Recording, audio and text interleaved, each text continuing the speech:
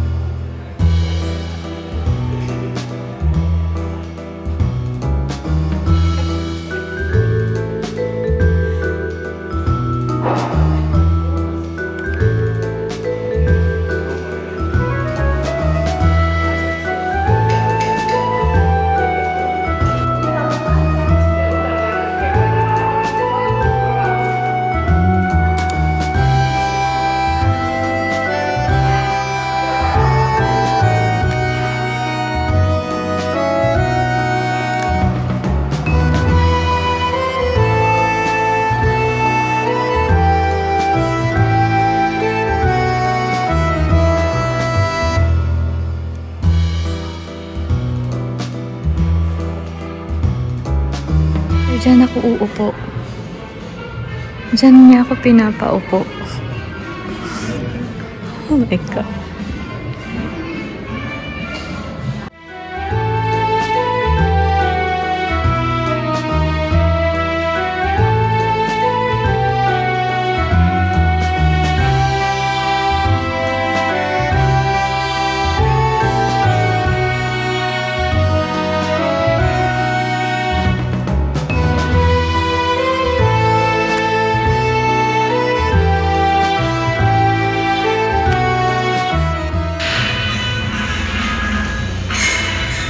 Guys, nandito ako ngayon sa isa sa mga dream hotel ko sana. Ang kaso nga, ayun yung, nakwento ko na ba sa inyo? Plano ko sana talaga na dito ko i-celebrate yung isang araw, last day ko dito sa Sapa, Vietnam. And it's my birthday din naman. So, sabi ko sa sarili ko, try kong mag-book dito. Kaya lang, naisip ko din na kung dito ako magbubook, parang lugi ako kasi uuwi na rin naman ako bukas. So, hindi ko na siya tinuloy. Kasi pag mag-stay ka sa ganitong klaseng hotel, parang gusto mong mag-staycation na lang and i-enjoy lahat ng amenities. Eh kaso nga, lagi naman akong lumalabas. Pero kanina tinatamad ako eh. Inisip ko kanina, saan ako bibili ng birthday cake? Ang kaso, wala akong maisip kung saan. Tapos gusto ko lang matikman yung afternoon tea set nila dito. Kasi yun lang yung alam kong set. The rest, hindi na ako familiar. Sa totoo lang naman, syempre nakakailang na bumili ka ng pagkain tapos hindi mo naman alam kung yun yung pagkain talaga, di ba? So, dun ako sa safe side. In-order ko yung afternoon set nila, which is good for 2 people. And they found out I'm only alone, so I have 2 coffees with me. At yung pinoproblema ko kanina na wala akong cake, tingnan mo naman.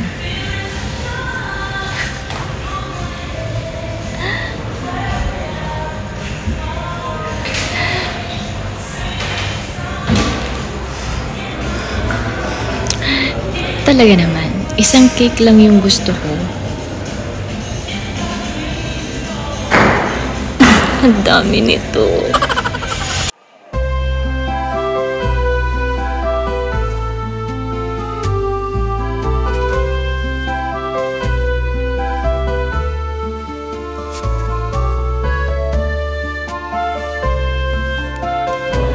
Ang totoo niyan, hindi pa ako kumakain ng lunch. So, ito na yung lunch at yung dinner ko. I'm so happy. Just so grateful. Hard work that really pays off. Bawal mo akong tamarin. Hindi ako pwedeng tamarin. Kailangan ko ulit magsipag.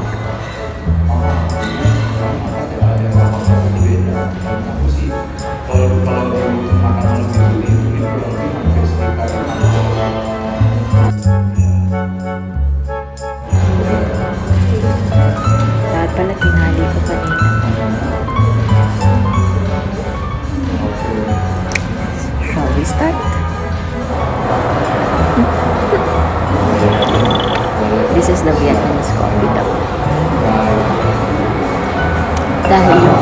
is good for 2 person. Dalawa ngayon yung kape ko. Isang Vietnamese coffee at isang coffee Americano.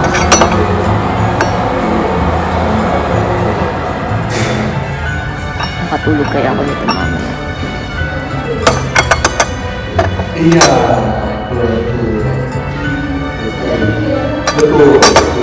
Marit, purong Americano siya.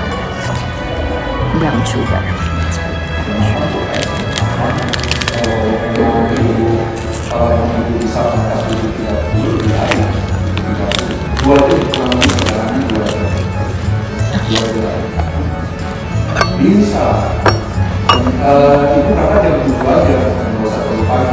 Pero sa totoo lang, feeling ko kulang sa akin to. Sa liit ko nito, feeling ko kulang sa akin to. Puro sweets lang naman siya. Wala siyang kanin.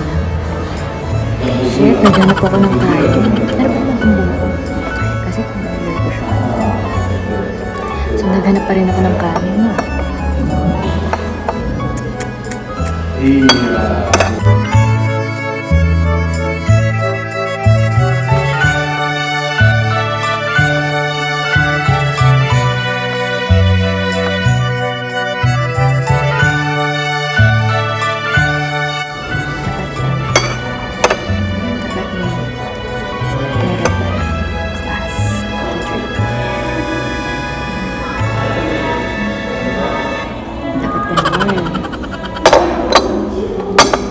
Naririnig nyo kaya ako? So, how to drink coffee in a classy way.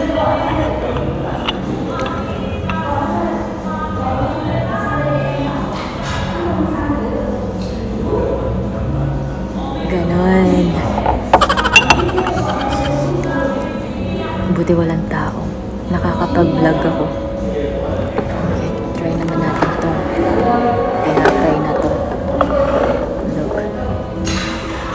They have the jam and they have the butter. So, syempre.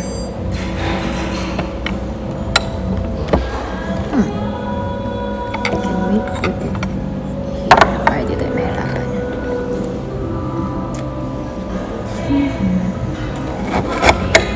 Oh, so crunchy siya. Nadurog siya.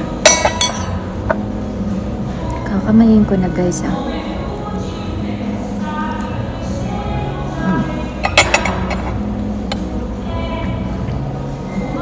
What's nice?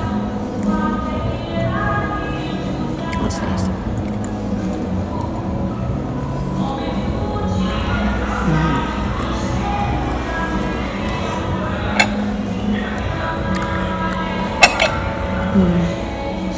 Nagyari siya ng butter. Kakamayin ko na, ha. Ang sarap siya sa jam. Wala kayong magagawa kung kinamay ko na itong pagkain.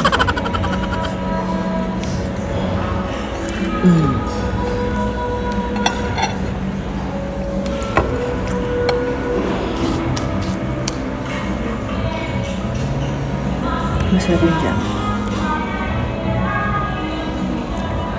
Pili naman tayo ng cake.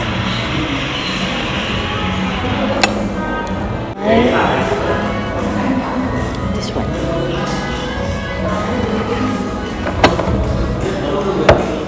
Siyempre, ubos ito yung cake. They're so cute.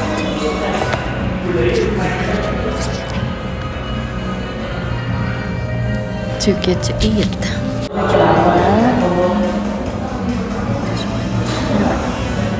Jelly siya. Baka tumalsik eh. Kamayin na natin, guys, ha? Oh, okay.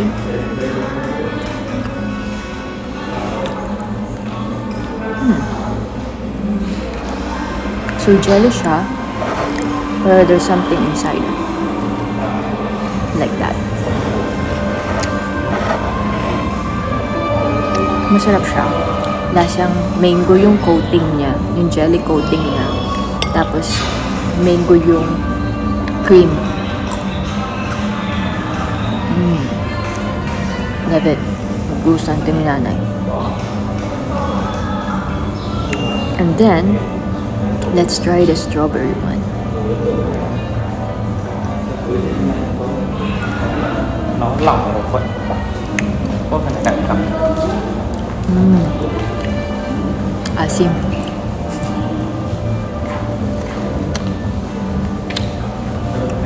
Asim. Tapos, yung gilid niya is a crepe, strawberry crepe, and then merong cream sa gitna.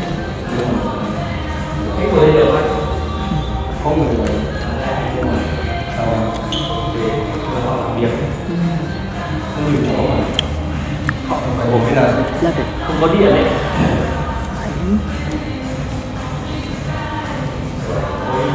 Try natin yung chocolate. Hindi ako mahilig naman talaga sa chocolate, guys.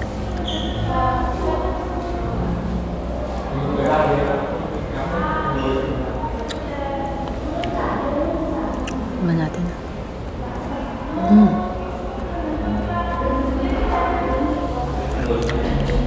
Hindi siya ganun katamis.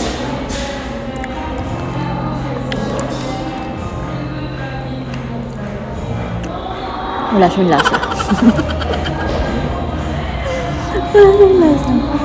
Pero, walang lasa yung cream. Pero yung crust,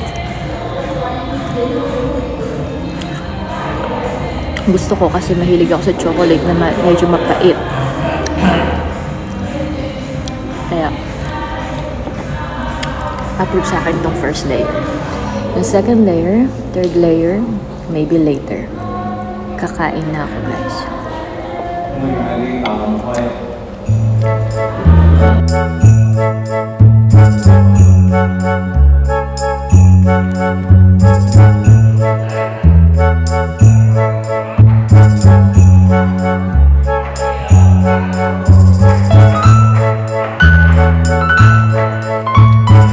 Enjoy ko siya.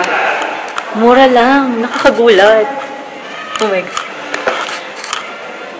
I really enjoy this place. At nakakatuwa kasi siguro kung nasa Pilipinas to, hindi ko to afford. Pero, afford ko siya. Nakakatuwa. Tapos ngayon, tatawid ako dito. Punta tayo sa toilet. Oh.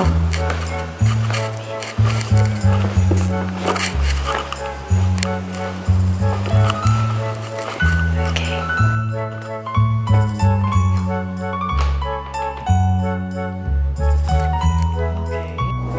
Medyo nakakatakot siya pagpasok.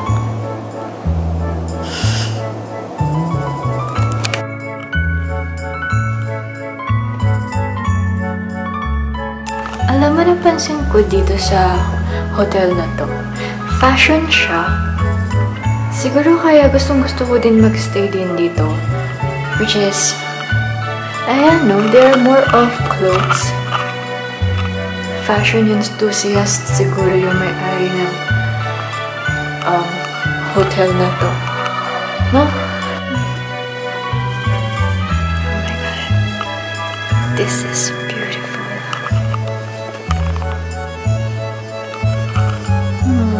Sana hindi nasira yung tripod ni ate. Wala akong picture.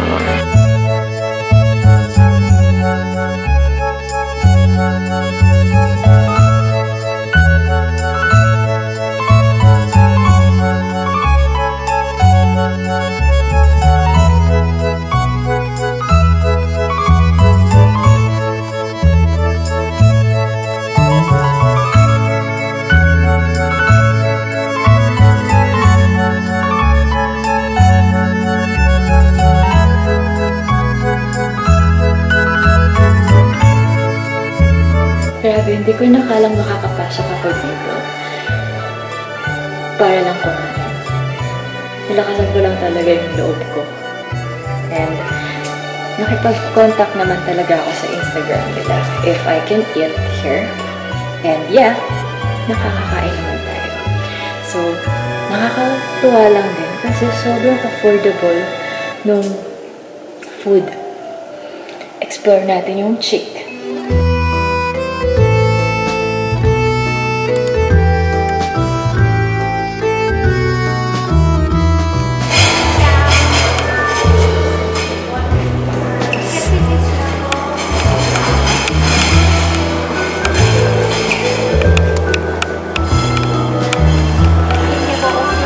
Yeah, for one. Thank you.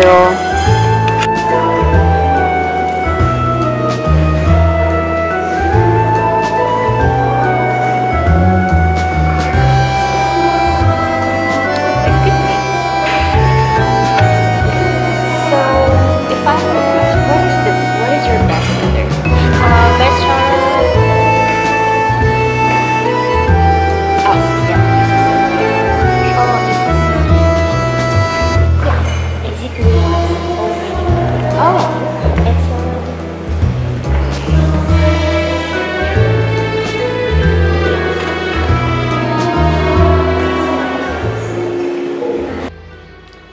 I love traveling alone on my birthday for several reasons. It allows me to learn more about myself and truly be present in the moment while I explore new places at my own pace. I have the freedom to spend my own time however I wish. Since this special experience comes around just once a year, I believe that traveling is the best gift I can give myself. It also serves as a wonderful reminder of how blessed and grateful I am in life. I don't really feel alone at all. I know I have you by my side. Thank you for joining me on my birthday dinner. Cheers to good times together and spreading kindness. Bye!